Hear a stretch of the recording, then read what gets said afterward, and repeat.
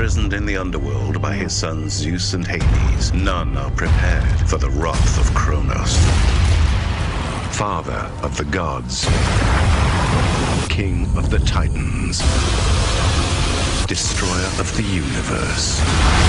When the Titan King rises, the world will end.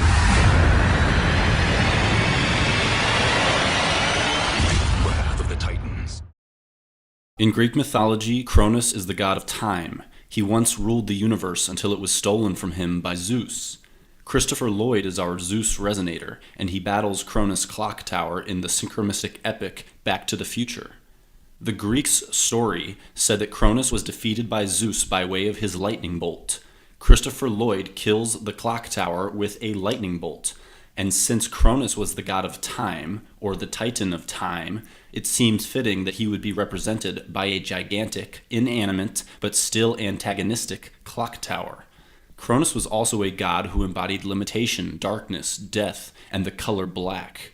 He was almost always depicted carrying a scythe, which is why his modern-day adaptation, the Grim Reaper, Death, also carries the scythe. The theme of escaping death is exemplified by the construction of a time machine, which is why Lloyd builds one, because Lloyd is Zeus, and Back to the Future is the story of how Zeus defeated the god of time, limitation, darkness, and death, Cronus. Cronus was the leader of the Titans, and his death marked the end of their reign over the universe, which humanity still celebrates to this day by lighting a gigantic torch, the Olympic torch, which honors the victory of the Olympian gods and their rise to power in the cosmos. This is why the leader of the Olympian gods, Zeus, lights a gigantic torch immediately after symbolically killing the leader of the Titans, Cronus, which signified the victory of the Olympian gods. Today, we also celebrate Zeus's victory by the running of the torch, which Christopher Zeus Lloyd also does, immediately after killing Cronus.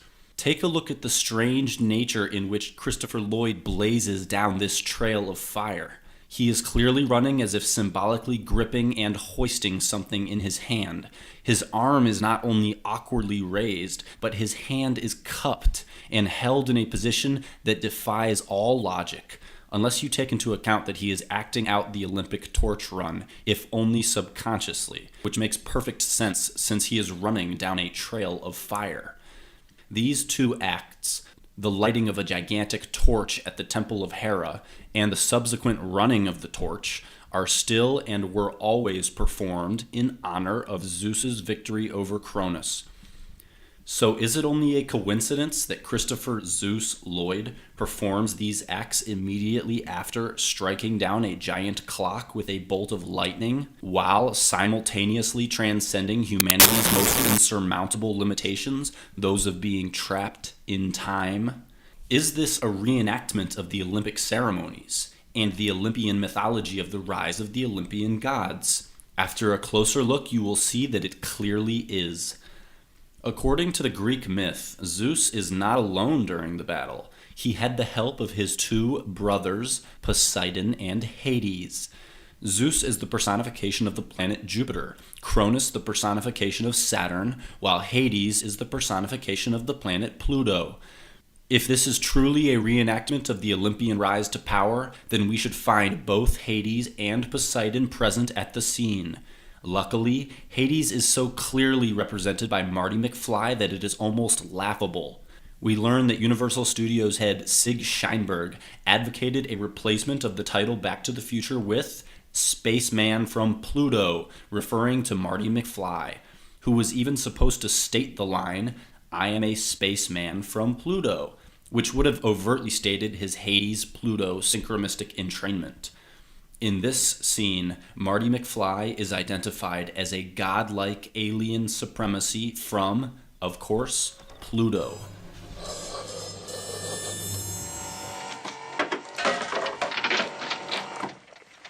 Hey, Doc? Then there's the introduction of Marty McFly, where for the first time ever he enters into frame to garner first impressions from an estranged audience, only to draw the audience's attention directly to the element plutonium, which is directly named after the planet Pluto. He is introducing himself, not just as Marty McFly, but as an earthly personification of the planet Pluto, and thus the god Hades. Each of the three brothers had a special weapon which they used during the battle against the god of time, Cronus. Zeus had his lightning bolt, Poseidon had his trident, Hades had his helm of darkness, which made him invisible.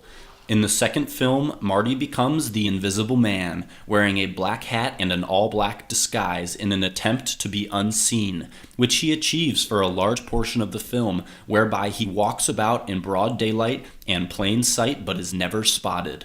Invisibility is his power. Marty is also the only character in the entire trilogy to ever actually turn somewhat invisible. Thus we have the two brothers, Zeus and Hades, fighting against Cronus' clock tower. The scene has come together quite nicely. If only we could find the last piece of the puzzle, the third brother, Poseidon, somewhere. This scene happens moments before the clock tower fight scene.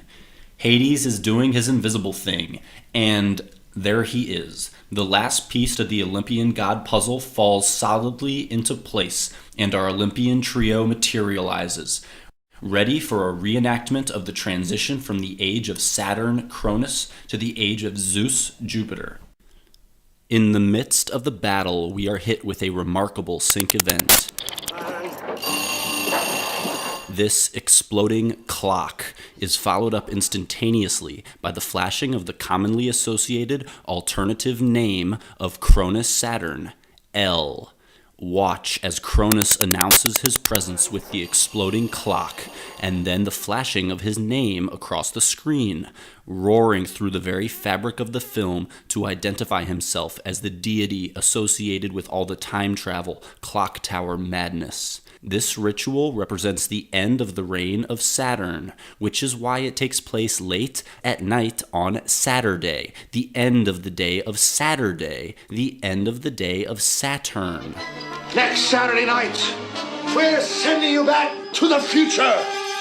Okay, all right. Saturday's good. Saturday's good. Jupiter is the astrological ruler of the zodiac signs 12, Pisces, and 9, Sagittarius, which is why, amidst the celebration, Zeus Jupiter Lloyd stands inside the astrological symbol of the 12th sign, Pisces, while just over his left shoulder is a giant 9, drawing our attention to the 9th sign, Sagittarius, whose symbol is an arrow.